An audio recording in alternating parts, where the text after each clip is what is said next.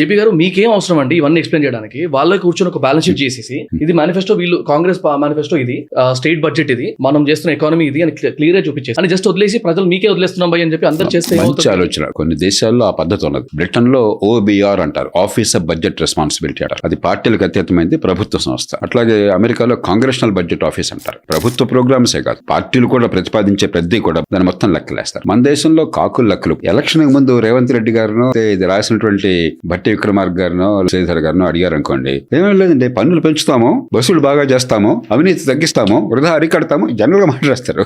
ఏం లేదు. మన దేశంలో అలాంటి ఏర్పాటు కావాలని గట్టిగా నేను కోరుతున్నాను. బ్రిటన్ లో ఆఫీస్ ఆఫ్ బడ్జెట్ రెస్పాన్సిబిలిటీ లాగా అలాంటి సంస్థను దాన్ని నిష్పాక్షమైన దాన్ని నిపుణులతో కూర్చోబెట్టి ఏ ప్రతిపాదన చేసినా కూడా పార్టీల ప్రతిపాదనలు కావచ్చు, ప్రభుత్వ ప్రతిపాదనలు కావచ్చు, దానికి అయ్యే ఖర్చు అంతా ఎక్కడి నుంచి వస్తుంది, మరి ఇది లోటు ఎంత ఉంటుంది, దీనివల్ల అప్పుల భారం ఎంత పెరుగుతుంది, వడ్డీల భారం ఎంత పెరుగుతుంది చెప్పని ప్రజల ముందు పెడితే కనీసం నిజాయితీ అనే చర్చకు ఆస్కారం ఉంటుంది.